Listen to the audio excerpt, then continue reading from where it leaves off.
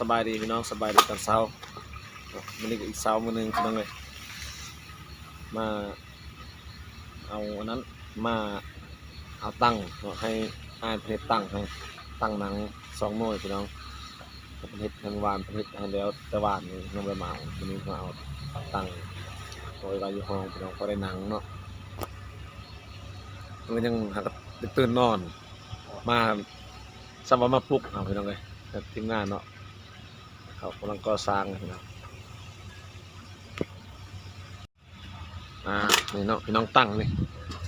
มี2 หน่วยเพิ่นเฮ็ดให้วานนี่ก็มีเนาะพี่น้องนี่เนี่ยอายเพิ่นเฮ็ดให้เพิ่นเงินพุ่นยังใส่ชุดวันเกิดอยู่หาก็ลุกแต่นอนเนี่ยเพิ่นทีมงานหัวหน้าคำเมาเฮ็ดอันนี้แหละพี่น้องเฮ็ดของหางแคมนี่แหละหมอกพี่น้องเย็นหนาวพี่น้องเลย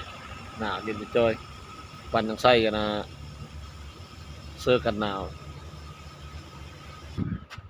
แล้วก็มาเบิ่งอันนี้เนาะพี่น้องมาเบิ่งกันนะคนจักตัวนี้เนาะพี่น้องมื้อนี้ให้น้องมาเซ็กเครื่องเซ็กของอยู่นี่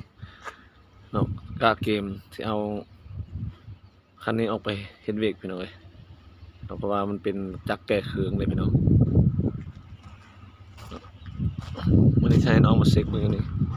ว่าเครื่องของเขามีพร้อมหรือบ่เนาะนี่ก็พบัตนี่ก็เอาไปมุ่งเขาไอ้น้องเขามุ่งกันแดดกันฝนเนาะพี่น้องเด้อ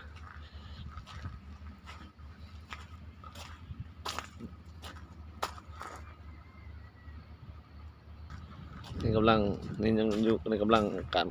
กำลังก่อสร้างพี่น้องเอ้ยปักง่ายนี่คุณน่ะปักง่ายกว้างพี่น้องเอ้ยอ๋อไอ้น้องกำลังแต่งตัวกำลังไปเวกพี่น้องเอ้ยกำลังเกมไปเวกทีมงานเริ่มหลายคนแล้วไอ้น้องพี่น้องมาแต่เอาตั้งพี่น้องเอ้ยน้องทรายมาส่งเลยแล้วก็นี่น้องพี่น้องมี2 หน่วยพี่น้องเอ้ยพอได้นั่งอยู่ในห้องครับพี่น้องมาแต่เวกแต่งานพอเล่นหนังพักผ่อนกันอีกจะน้อยเอาน้ำในไอ้นี่พี่น้องงามๆนะพี่น้องเนาะเสียบเข้าไปอยู่ในห้องพี่น้องเลยนี่พี่น้องคักละงามเลยข้างในมีบอลหนังในพักผ่อนกาแฟ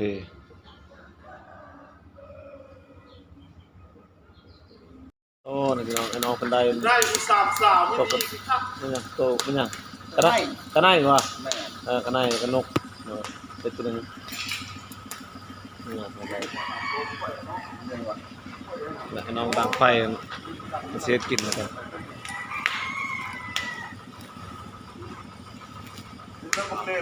โอนน้องเขากำลังน้องเลยน้องพี่น้องกลับไปเบิ้งจากกินข้าวกินน้ำแล้วก็บริท่ายสิกินข้าวน้องจะเขาอายหลายคนพี่น้องเลยบางคนก็อายกองไหมสบายดีนะแก้วอายไงทีมงานเฮ็ดยูทูบเบอร์เด้ว่ายูทูบเบอร์วะอาจจะเฮ็ดตั้งได้10 บาทมือไปพากันไปเบิ่งสิเบิ่งเกิงพี่น้องไม่แหละคุณอะไรพี่น้องเอ้ยเขาจะเจาะหลายไปเลยอันนั้นบอลเขาจะไปเจาะ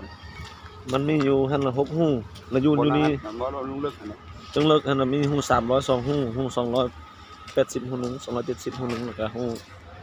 250 หูนึงหู200 หูนึงคันถ้าว่าเซ็กอยู่หั่นคันเฮาคิดว่าเจาะอยู่หั่นได้ได้มันคันสิเจาะ2 ครึ่งก็เจาะอยู่หั่นบ่ได้เลยแม่นว่าเจาะครึ่งเดียวแล้วย้ายจังหั่นนะครับมาเจาะอยู่ในบ่อนะคือแม่นนั่นเขาเซตบ่น้องนี่แหละคันนี้แหละแกเขาฟืนไฟมาใส่แล้วกันนั่นแหละจะบอกทีมงานนั่นแหละโทรทีมงานมาเซ็กนี่นะน้องพี่น้องเนาะให้อายเพิ่นกับทีมงานมาเซ็กเบิ่งพี่น้องบอกเวกให้น้องเขาจัดการค้นคว้าพี่น้องเลยสิท้ายเอาส่งกินข้าวผัดให้น้องหลายคนพี่น้องเพราะว่าบางคนก็บ่อยากเข้ากองเนาะบางคนก็อายคือว่าแหละก็เกรงใจเขาหลายคนพี่น้องเลยก็เลย อย่าเนาะกระถ่ายเอาแบบนี้แหละพี่น้องสู่พี่น้องเบิ่งเนาะเบิ่งวันนี้บันออกไปหน้างานและสิถ่ายนะบอลใหม่ให้พี่น้องเบิ่งอีกเนาะนี่ก็อดทนเบิ่งกันบอลเก่าๆไปนำกันก่อนพี่น้องเนาะเป็นหมอกหนาวยามเช้ากับพี่น้องเอ้ยอากาศค่อนข้างดีนะนี่คันสมเทพใส่ยูเซโนโอ้ต้นต่างกันหลายเซโนละสำนีละฮ้อนละนี่หนาวนี่ปั่นใส่เสื้อกันลมอยู่นี่พี่น้องใส่เสื้อกันลมอยู่นี่หนาวพี่น้องเอ้ยเย็นลมเย็นบ่อยๆอยู่เบิ่งมื้อนี้บางทีสิเพิ่นสิดับไฟบ่พี่น้องคันดับไฟคันคนดับไฟแล้วแม่นว่าอันน่ะโตสัญญาณพี่น้องสัญญาณมันสิบ่มีเนาะเบิ่งคันสัญญาณมันมีกับปั่นสิได้ลงคลิปหลายๆเนาะพี่น้องคันสัญญาณบ่มีก็พุ่นแหละถ้าได้ไฟได้หยังพุ่นแหละสิลงเนาะแต่มันมีสัญญาณ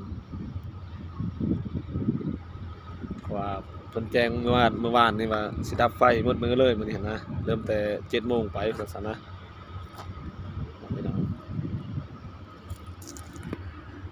อ้าวเฮิงๆแล้วเจอกันพี่น้องนี่ก็ได้ทีมงานเนาะเป็นกันมาเจอกันทักทายสบายดีกันพี่น้องเอ้ยมา เข้าห้องอาหาร โอเคเอาสุขดีอันนี้อันนั้นใหม่ ไปทำพี่กับผมนี่ โอ้สบายดี เข้าไปจกไอ้น้องเพิ่นปิงนกปากใหญ่พี่น้องจนบ่จักเห็น นกแอนตุ้ง นกแอนตุงนกแอนตุง กินเลยนี่แอนเด้ โอ้แอนตุงพี่น้อง แอน นกตุงเสียงขวางแซ่บ บ่ตุงนกแอนนะ แอนปึง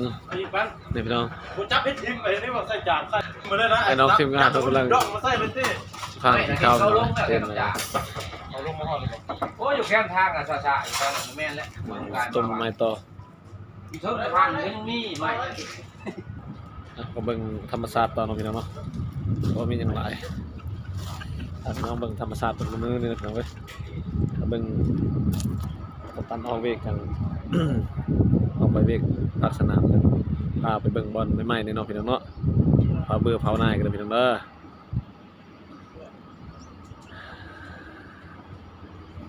ยังกันนะน้องพี่น้อง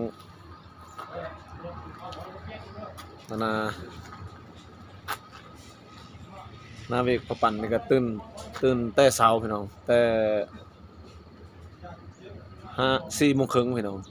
4 โมงครึ่งเลยตื่นแล้วส่วนหน้านั่งตาฟอกกาแฟก็ประมาณ5 โมงกว่าหรือว่า5 โมงครึ่งนี่ก็ได้ออกไปเวกแล้วเนาะตามปกติเนาะคันเวกปกติเนาะเลยยามแรงกับพุ่นแหละ5 โมง 6 โมงพุ่นเนาะเฮ็ดเวก12 ชั่วโมงเลยอยากว่าวันเวลาพักผ่อนค่อนข้างน้อยพี่น้องเนาะมาเพื่อกินข้าวอาบน้ำในกินข้าวกินน้ำอีก 7-8 โมง9 โมงเด้เนาะพี่น้องมื้อเช้าก็ตื่นแต่เช้าอีกมีแต่เบิ่งไปนำกันเนาะพี่น้องเนาะคันถ้าว่าเบรกพอปั่นปกติเบรกบ่ซ้อบ่หยัง พอปั่นพยายามทำคลิปเนาะให้ได้หลายพี่น้องเนาะคันถ้าว่ามันปั่นบ่ว่างคาเวกก็บ่มีเวลาเฮ็ดคลิปให้พี่น้องก็ขอโทษขออภัยเนาะพี่น้องมีแต่ว่าเอาใจซอยพอปั่นเนาะพี่น้องเนาะจังได๋แล้วก็บางเทื่อตอบคอมเมนต์พี่น้องสาเนาะก็บ่ทาวันเขตเผาขมกันเนาะพี่น้องเนาะแต่มันยังเบรกยังยุ่งยังบ่ทันตอบเนาะสิพยายามไปตอบตำหลังพี่น้องเนาะคอมเมนต์ให้น้องให้กำลังใจแต่ละคนแต่ละฐานเนาะพี่น้องก็ขอขอบคุณขอบใจพี่น้องเว้ยที่เอาใจซอยพอปั้นเนาะที่มีกำลังใจมุ่งเก่าหมอกกระจางๆไปแล้วพี่น้องแดดขึ้นมาหลายแล้ว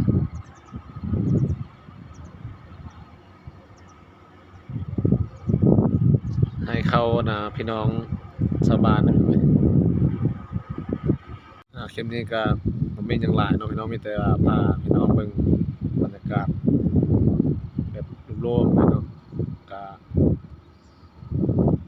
ขอขอบใจพี่น้องเนาะคลิปนี้ก็ลาก่อนเนาะพี่น้องก็ลาพี่น้องไปก่อนเนาะพี่น้องเนาะคลิปหน้าพบกันใหม่เด้อบายขอขอบใจทุกเมนทุกแชร์ทุกกำลังใจพี่น้องบ๊ายบาย